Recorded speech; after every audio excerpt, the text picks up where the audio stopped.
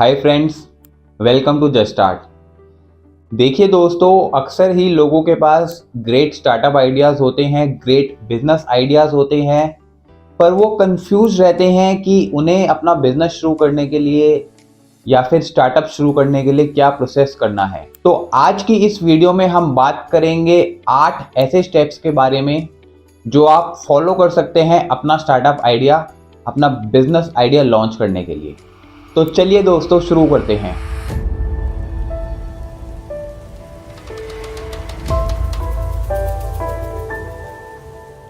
तो step number 1 है create a startup idea. देखिए दोस्तों, एक बिजनेस या स्टार्टअप शुरू करने के लिए आइडिया होना बहुत ज़रूरी है, पर हाँ, यूनिक आइडिया हो ऐसा कहीं नहीं लिखा, या ऐसा बिल्कुल भी इम्पॉर्टेंट नहीं है कि एक स्टार्टअप आइडिया बहुत यूनिक होना चाहिए।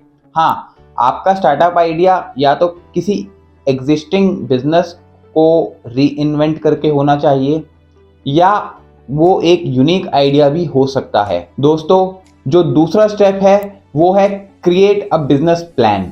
देखिए, एक बिजनेस प्लान एक डिटेल्ड डॉक्यूमेंट होता है जो कि डिस्क्राइब करता है कि आपके स्टार्टअप में क्या प्रोडक्ट्स रहेंगे, क्या सर्विसेज रहेंगी, आपका कस्टमर कौन होगा, मार्केटिंग स्ट्रेटेजी क्या होगी, एटसेट्रा एटसेट्रा। तो आपके स्टार्टअप आइडिया का एक बिजनेस प्लान होना बहुत ही इंपॉर्टेंट है। दोस्तों, जो थर्ड स्टेप है वो है secure funding for your startup. देखिए, ये बहुत ही ज़रूरी है कि आपको अपना बिजनेस शुरू करने के लिए जो इनिशियल मिनिमम फंडिंग है उसका आपके पास अरेंजमेंट होना चाहिए। क्योंकि देखिए, ऐसा बहुत ही कम बिजनेसेस में होता है, बहुत ही कम स्टार्टअप्स में होता है कि वो स्टार्ट होते ही प्रॉफिटेबल हो जाते हैं या रेवेन्यू अर्न करने लगते हैं। तो एटलीस्ट मेक श्योर कि आपके पास स्टार्टिंग में एटलीस्ट अपने बिजनेस को चलाने के लिए मिनिमम 6 महीने की फंडिंग सिक्योर्ड रहे। चाहे तो वो आप बूटस्ट्रैप कर सकते हैं या फिर आप एंजल इन्वेस्टिंग की तरफ भी जा सकते हैं। दोस्तों, जो फोर्थ स्टेप है वो है surrounding your self with the right people. देखिए दोस्तों, एक स्टार्टअप को सक्सेसफुल बनाने के पीछे फाउंडर के अलावा और भी बहुत लोगों का हाथ होता है।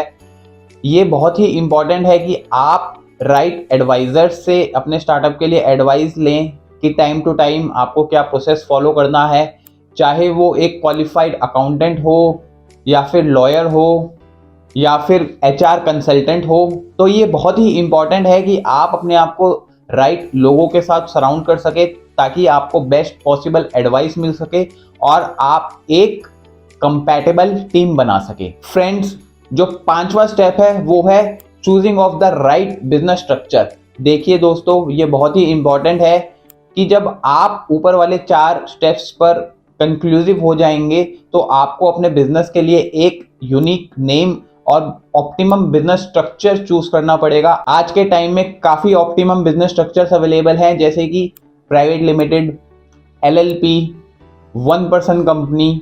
तो आप अपनी बिजनेस नीड्स के according right business structure choose कर सकते हैं। आप इसके लिए क्वालिफाइड प्रोफेशनल से एडवाइस भी ले सकते हैं। दोस्तों, जो छठा स्टेप है वो है developing the right marketing strategy. देखिए दोस्तों, आज के टाइम में अपने प्रोडक्ट्स और सर्विसेज की राइट मार्केटिंग करना बहुत ज़रूरी है, क्योंकि अगर आपकी विजिबिलिटी होगी तभी आपके पास कस्टमर्स आएंगे, और बिना मार्केटिंग के आप ये चीज़ कस्टमर्स का राइट फ्लो, लीड्स फनल नहीं डेवलप कर सकते। तो आपको ये देखना पड़ेगा कि आपके बिजनेस के ऊपर राइट मार्केटिंग स्ट्रेटेजी कौन सी लगती है। क्या वो सोशल मीडिया है, क्या वो गूगल एड्स है, क्या वो एसईओ है, या क्या वो किसी और टाइप की अलग ऑफलाइन मार्केटिंग है। दोस्तों, जो 7वां पॉइंट है वो है डेवलपिंग अ कस्टमर बेस। देखिए, जो कस्टमर्स होते हैं वो किसी भी बिजनेस की लाइफलाइन है, क्योंकि जो कैश फ्लो होता है वो कस्टमर से ही आता है। अगर कस्टमर्स नहीं होंगे तो आपके बिजनेस में कैश फ्लो नहीं जनरेट हो पाएगा। तो आपके प्रोडक्ट्स और सर्विसेज के लिए कौन सा राइट कस्टमर है, ये आपको चूज करना बहुत ही ज़रूरी है। दोस्तों, जो 8 पॉइंट है वो है get ready for the change. देखिए, आपको अपने बिजनेस में रिक्वायर्ड चेंजेस लाने के लिए तैयार रहना पड़ेगा। हो सकता है कि आपने किसी पर्टिकुलर बिजनेस स्ट्रैटेजी या फिर किसी पर्टिकुलर बिजनेस आइडिया के साथ शुरुआत करी हो, पर ड्यू टू द सर्कमस्टांसेस या फीडबैक फ्रॉम द कस्टमर्स आपको राइट टाइम आने पर पिवट करना पड़े। पिवट का मतलब ये होता है कि आपको अपना बिजनेस आइडिया चेंज करना पड़े, क्योंकि देखिए दोस्तों, आज का जो एनवायरनमेंट है वो डायनामिक है, वो एवर चेंजिंग है।